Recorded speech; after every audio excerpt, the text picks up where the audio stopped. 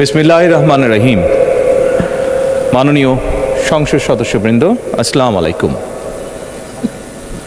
ফ্যাসিবাদের নির্মমতার শিকার অসংখ্য মানুষের কান্না আর হাজারো প্রাণের আত্মত্যাগের মধ্যে দিয়ে অবশেষে আজ থেকে পুনরায় যাত্রা শুরু হতে যাচ্ছে জনগণের ভোটে জনগণের কাছে জবাবদিহিমূলক সত্যিকার অর্থে জনপ্রতিনিধিশীল জাতীয় সংসদ।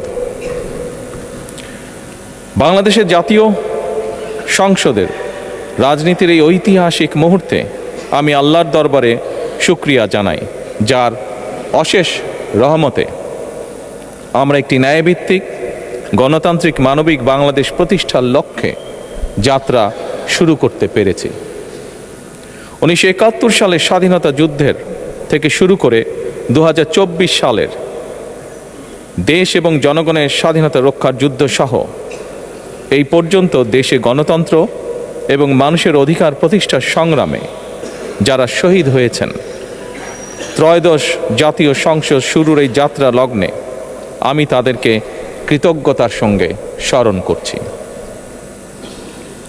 এই আন্দোলন সংগ্রামে যেসব মায়েরা তাদের সন্তান হারিয়েছেন, যেসব সন্তানেরা তাদের প্রিয়জন হারিয়েছেন, যেসব পরিবার তাদের সন্তান স্বজন হারিয়েছেন, যেসব আহত মানুষকে তাদের স্বাচ্ছন্দ্যের জীবন হারাতে হয়েছে, যেসব মানুষগুলো নির্যাতন, নিপীড়ন, রাজনৈতিক হয়রানি কিংবা মিথ্যে মামলা শিকার হয়ে সর্বস্ব হারিয়েছেন, আমি তাদের সকলের অবদানকেও কৃতজ্ঞতার সঙ্গে স্মরণ করছি। দেশের ছাত্র জনতা, কৃষক, শ্রমিক, শিক্ষক, কবি, সাহিত্যিক, সাংবাদিক, চিকিৎসক, প্রকৌশলী, আইনজীবী, কামার কুমার, জেলে তাঁতি, গাড়ি চালক, ব্যবসায়ী এবং সরকারি বেসরকারি চাকরিজীবী, গৃহিণী, সারা দেশে গণতান্ত্রিক রাজনৈতিক দলের নেতা কর্মী সমর্থক তথা সর্বস্তরের সকল শ্রেণী পেশার মানুষ যাদেরকে গুম, খুন, হত্যা, নির্যাতন, নিপীড়ন, মিথ্যা হামলা মামলা কিংবা জীবন্ত মানুষের কবরস্থান তুল্য বর্বর বন্দিশালা, আয়নাঘর, কোনো কিছু দিয়েই যাদের গণতান্ত্রিক আকাঙ্ক্ষাকে রুখে দেওয়া যায়নি, যাদের সাহসী ভূমিকায় দেশে পুনরায় গণতন্ত্র ফিরে এসেছে, আমি ত্রয়োদশ জাতীয় সংসদের এই যাত্রা লগ্নে দেশের স্বাধীনতা প্রিয় গণতান্ত্রিকামী বীর ছাত্র জনতাকে জানাই অভিনন্দন।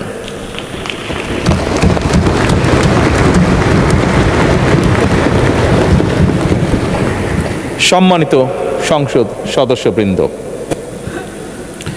দেশনেত্রী মরহুমা বেগম খালেদা জিয়া জনগণের অধিকার প্রতিষ্ঠায় দেশে সংসদীয় গণতন্ত্র প্রতিষ্ঠা করেছিলেন, সংসদীয় গণতন্ত্রকে প্রাতিষ্ঠানিক রূপ দিয়েছিলেন। সেই গণতন্ত্রকে প্রহসনের রূপ দিয়ে জাতীয় সংসদকে হাস্যরসের খোরাকে পরিণত করা হয়েছিল। দেশে তাবিদারি শাসন শোষণ কায়েম করা হয়েছিল। দেশে সংসদীয় গণতন্ত্র এবং জনগণের অধিকার পুনঃপ্রতিষ্ঠা করার জন্য দেশনেত্রী বেগম খালেদা জিয়া জীবনের শেষ দিন পর্যন্ত লড়াই করেছেন। জীবনে কখনোই স্বৈরাচার কিংবা ফ্যাসিবাদের সঙ্গে আপোষ করেননি। দেশে আজ থেকে আবারও সেই কাঙ্ক্ষিত সংসদীয় গণতন্ত্রের যাত্রা শুরু হলো, আলহামদুলিল্লাহ।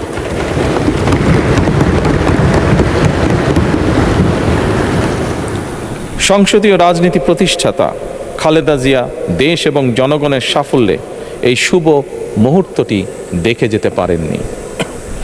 আজ তাই এই জাতীয় সংসদে দাঁড়িয়ে আমরা দেশ এবং জনগণের স্বার্থে আপসীর নেতৃত্ব, ব্যক্তিত্ব, স্মরণীয়, বরণীয়, অনুকরণীয় রাজনীতিবিদ মরহুমা খালেদা জিয়াকে গভীর শ্রদ্ধার সঙ্গে স্মরণ করছি।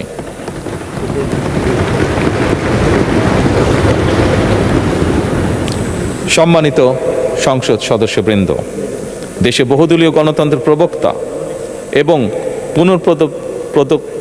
প্রবর্তক, স্বাধীনতার ঘোষক শহীদ প্রেসিডেন্ট জিয়াউর রহমানের একটি উক্তির কথা আপনাদের সামনে আমি স্মরণ করতে চাই। তিনি বলেছিলেন, জনগণই যদি রাজনৈতিক দল হয় তাহলে আমি সেই দলেরই আছি। অর্থাৎ ব্যক্তি কিংবা দলের স্বার্থ নয়, জনগণের স্বার্থই সবচাইতে বড়। এটাই বিএনপির রাজনীতি।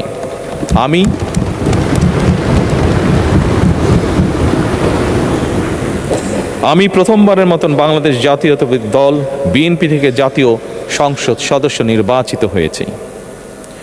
জাতীয় সংসদের সংসদীয় দলের নেতা নির্বাচিত হয়েছি।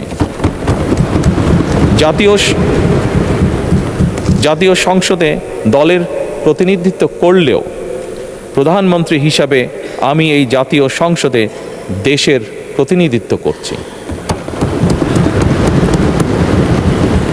দল, মত, ধর্ম, বর্ণ নির্বিশেষে দেশের জনগণের প্রতিনিধিত্ব করছি।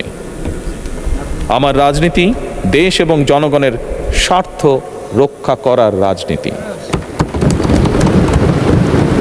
বিএনপির রাজনীতি জনগণের জীবন মান উন্নয়ন এবং স্বনির্ভর বাংলাদেশ গড়ার রাজনীতি।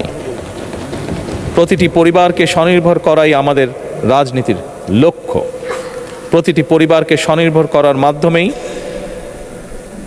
বিএনপি একটি স্বনির্ভর, সমৃদ্ধ, নিরাপদ, গণতান্ত্রিক বাংলাদেশ প্রতিষ্ঠা করতে চায়।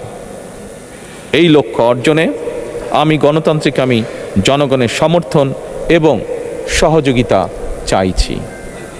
এই মহান জাতীয় সংসদে সকল দলের নির্বাচিত প্রতিজন সংসদ সদস্যের সমর্থন এবং সহযোগিতা আশা করছি।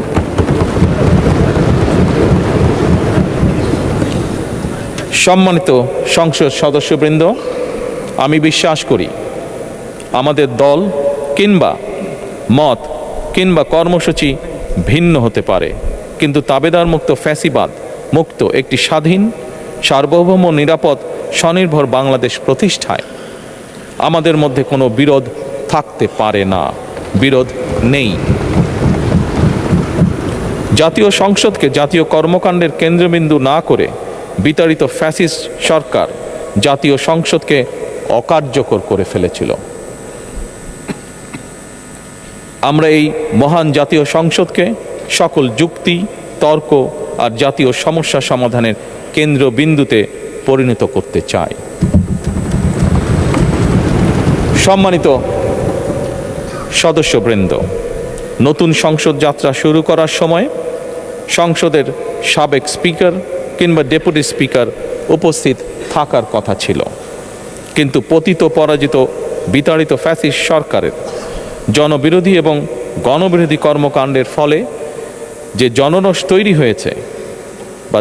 তৈরি হয়েছিল তাতে এই মহান সংসদের সাবেক স্পিকার বা ডেপুটি স্পিকারকে খুঁজে পাওয়া যায়নি। তাদের কেউ কারাগারে, কেউ নিখোঁজ কিংবা কেউ পলাতক। দীর্ঘ ১.৫ দশকের ফ্যাসিবাদী এবং তাবেদারি শাসন শোষণের পর জনগণের ভোটে নির্বাচিত প্রতিনিধিদের নিয়ে আজ আমাদের এক বিশেষ পরিস্থিতিতে জাতীয় সংসদের কার্যক্রম শুরু হতে যাচ্ছে। এমন পরিস্থিতিতে আমরা সংবিধান এবং সংসদের কার্যপ্রণালী বিধির বিধান অনুসরণ পূর্বক ত্রয়োদশ জাতীয় সংসদে সভাপতিত্ব করার জন্য আজ আমি প্রবীণ রাজনীতিবিদ এবং 5 বারের মতন নির্বাচিত জাতীয় সংসদ সদস্য জনাব ডক্টর খন্দকার মোশাররফ হোসেনের নাম প্রস্তাব করছি।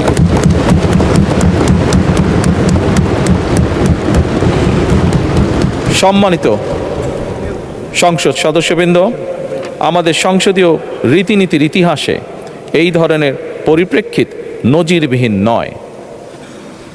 1973 সালে তৎকালীন প্রধানমন্ত্রী মরহুম শেখ মুজিবুর রহমান ওই সংসদের সদস্য মাওলানা আব্দুর রশিদ তর্কবাতিসের নাম প্রস্তাব করেছিলেন এবং তার সভাপতিত্বে বাংলাদেশের প্রথম সংসদের প্রথম অধিবেশন শুরু হয়েছিল।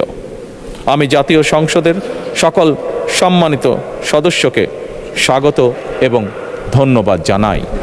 আল্লাহ হাফেজ। বাংলাদেশ জিন্দাবাদ।